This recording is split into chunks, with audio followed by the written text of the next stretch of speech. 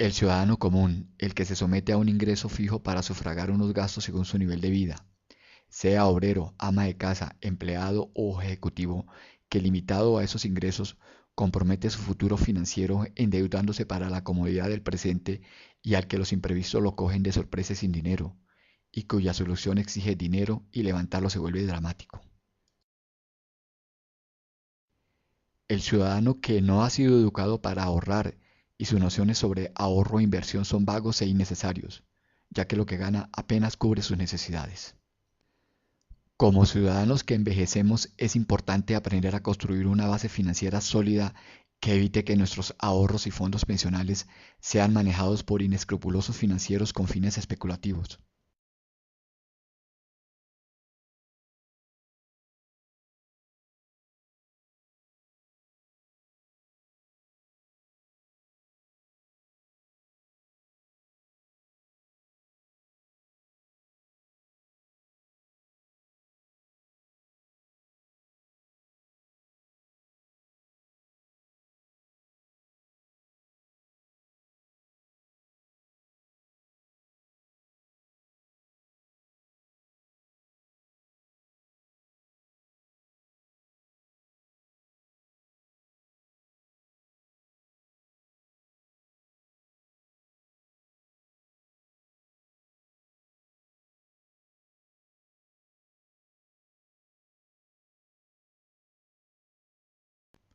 Como ciudadanos, hemos de vigilar los presupuestos municipales, de las alcaldías menores locales.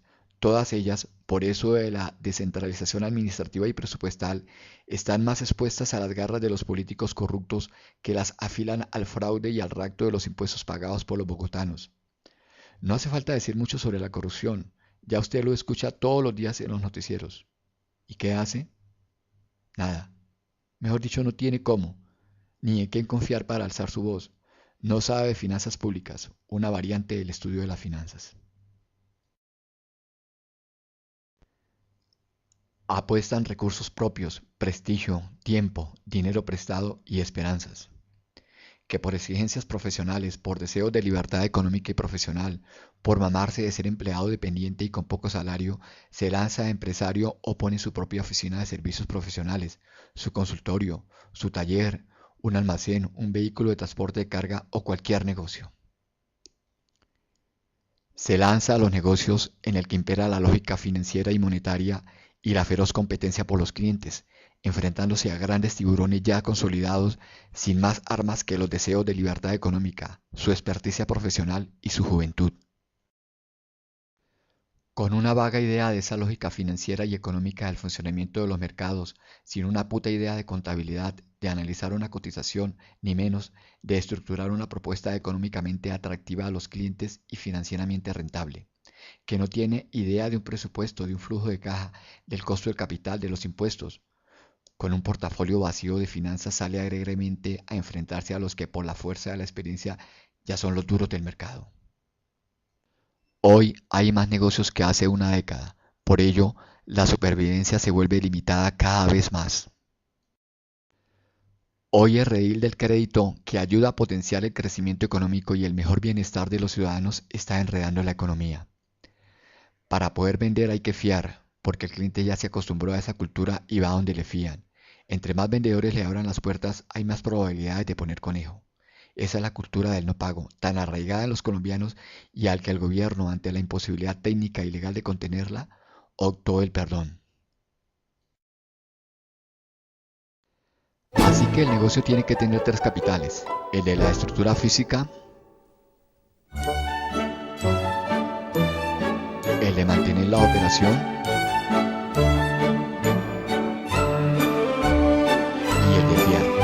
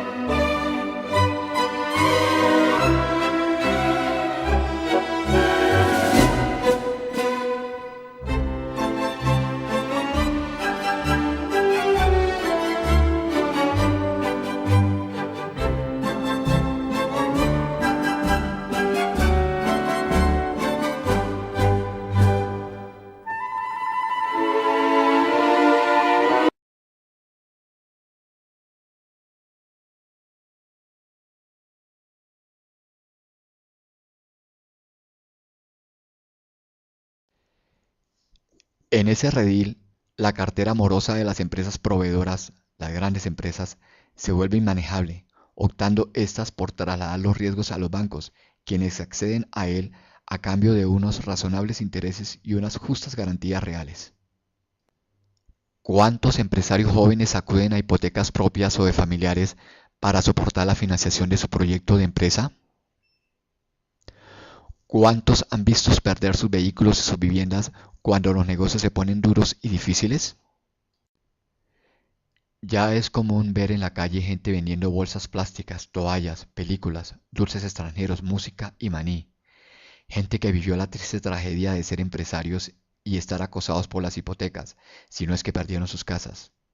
Es un drama diario al que el sistema que tanto ensalza al empresariado como alternativa a la falta de empleo institucional manda al rebusque callejero a millones de bogotanos diariamente. Estos son los primeros afectados por esa revolución empresarial bogotana.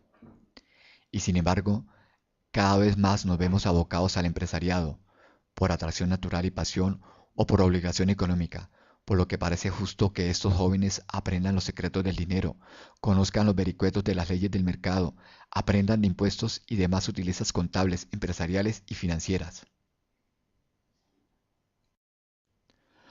Bogotá es una de las ciudades de más emprendimiento per cápita del mundo, una manifestación del espíritu emprendedor y aventurero heredado de la amalgama de inmigrantes europeos desde la colonia. También una manifestación de la capacidad de supervivencia económica como respuesta a la caída dramática del empleo formal en las grandes empresas privadas y estatales, la que se agravará aún más con la fuerza arrolladora de la globalización económica en sus diversas manifestaciones, las cuales amenazan con arrasar sectores completos de la economía colombiana.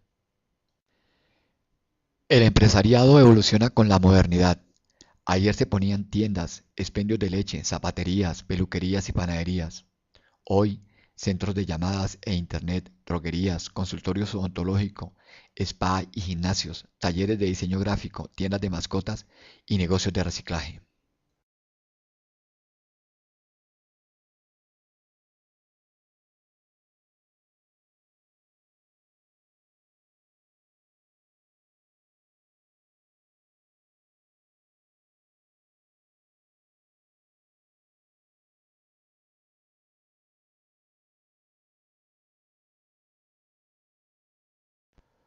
Muchos de estos jóvenes, algo más de la mitad, no encuentran trabajo formal con seguridad social y cobertura de riesgos profesionales, por lo que se ven obligados al rebusque o al mundo de la delincuencia y la prostitución.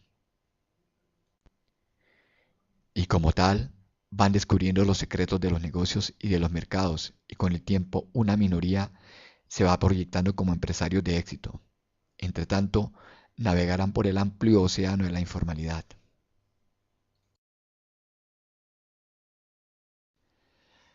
La informalidad afecta especialmente a los jóvenes y a las mujeres, al igual que a las personas con bajos niveles de educación, capacitación o experiencia laboral.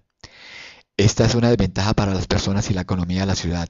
Los jóvenes que ingresan en el mercado laboral sin las habilidades que requiere el sector productivo encuentran como alternativa a la informalidad para aprender un oficio o encontrar trabajo y difícilmente logran salir de ella.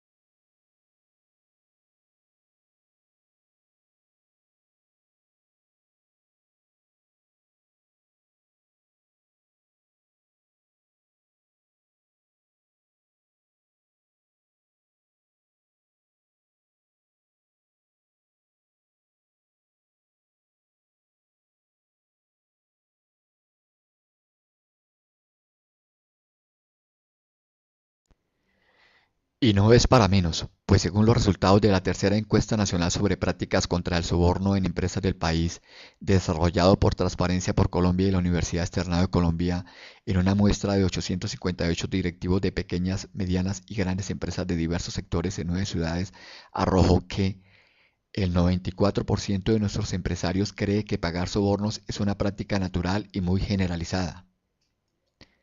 El 62% que si no se paga el soborno no hay forma de ganar el negocio. El 70% no conoce el Estatuto Anticorrupción y únicamente el 42% implementa medidas de prevención contra ese flagelo que carcome a la nación en lo público como en lo privado. Este flagelo aumenta los déficits públicos, por lo cual se aumentan las deudas y los impuestos, o se aplazan las inversiones sociales, la recuperación de las viejas infraestructuras viales y de servicios públicos y la negación a la inversión en investigación y desarrollo tecnológico, tan necesaria para elevar la competitividad internacional. La mayor deuda pública, acompañada de menores ingresos fiscales, significan más intereses, la cual, para pagarlos se necesitan más deudas o más impuestos. Es un círculo vicioso. Los mayores impuestos espantan a los empresarios. Miren el traslado de empresas bogotanas al corredor Mosquera-Funza-Madrid. Es una respuesta al atractivo fiscal y ambiental, y detrás de la migración se cierran puestos de trabajo en Bogotá. La corrupción hace que los inversores extranjeros miren con desconfianza a las empresas colombianas y algunas que están acá deciden retirarse. Este estudio de Transparencia Internacional se basa en percepciones, la cual dice mucho y afirma poco. Por ello, vayamos a las cifras.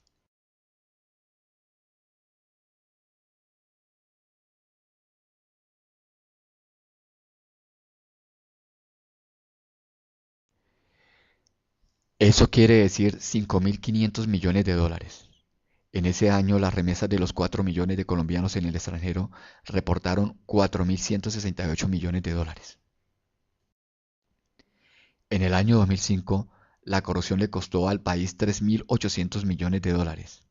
Ese año, las utilidades de las 1.000 empresas más grandes del país ascendió a 4.831 millones de dólares.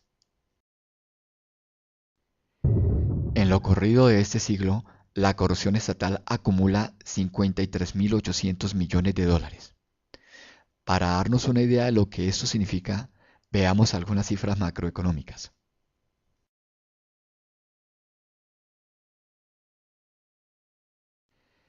El monto de la deuda pública externa a diciembre del 2012 ascendió a 46.400 millones de dólares.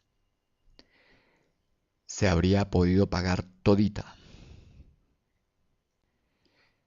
El valor de la inversión extranjera directa ingresada al país en ese mismo periodo alcanzó los 71.000 millones de dólares.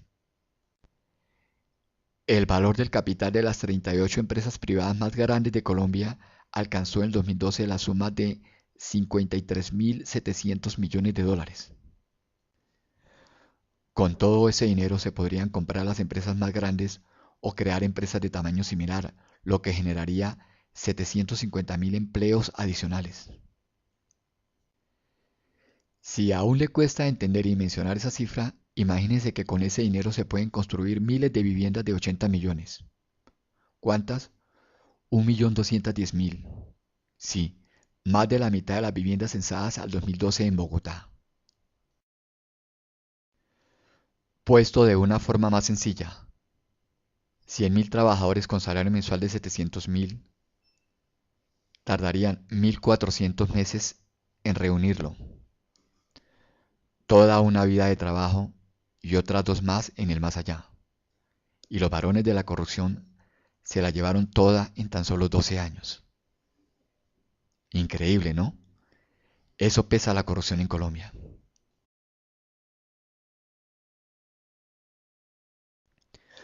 Con un agravante adicional, que ese dinero se va del país. Por eso de impedir que las investigaciones por fraude al Estado y enriquecimiento ilícito prosperen en su contra. En últimas, es preferible pagar 5 años de cárcel a devolver los millones, los miles de millones refundidos en un contrato estatal.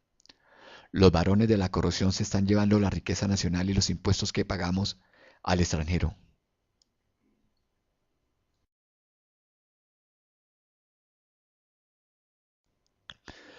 Colombia necesita capital para crecer y hacemos grandes esfuerzos diplomáticos y promocionales para atraerlo. En el periodo 2000 a 2012 ingresaron al país 71 billones de dólares en inversión extranjera directa, en su mayoría hacia el estratégico sector minero energético. A los demás sectores no llegan, porque los inversores extranjeros y las empresas multinacionales saben de esas cifras mejor que yo, y porque saben además que esto es solo una parte de la corrupción nacional, que en la empresa privada hay prácticas fraudulentas que suman otro tarrado de plata y que es objeto de otra historia que después le contaré. Necesitamos capital, algunas empresas lo destruyen y la corrupción se la lleva por montones. Estamos jodidos, dijo el loro de mi finca. La corrupción se atiza con la ignorancia financiera. Como toda brasa, se extingue si deja de atizarse, esto es, se combate con el conocimiento financiero. Un tipo de conocimiento muy especializado y escaso, que paradójicamente abunda por la extensa literatura y los variados programas académicos ofrecidos, pero con pocos actores especializados.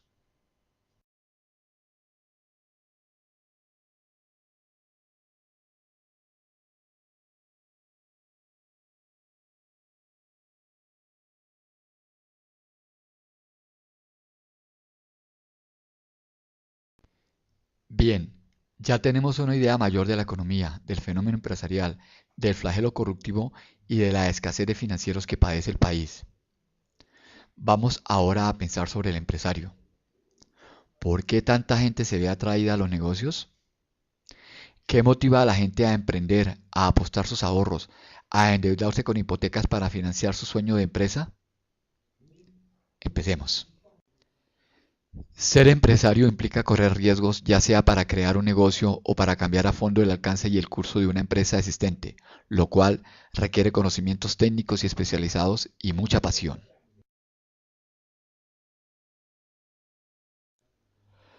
No son dueños, sino que aplican su creatividad, visión y disposición a correr riesgo dentro de una compañía grande. Tienen sueldos fijos y participación en las ganancias de sus proyectos ideados. Opción nueva ante el abandono de auténticos empresarios de grandes compañías que luego les hacen competencia. Controlar su propio destino, ganar mucho dinero, crear algo, demostrar que puede hacerlo, crear el estilo de vida que prefieren. Ambiciosos, independientes, poseedores de una gran confianza en sí mismo. Les gusta correr riesgos y aventuras, son visionarios, son creativos, poseen mucha energía, apasionados y dedicados al trabajo, dotados de capacidades y conocimientos técnicos.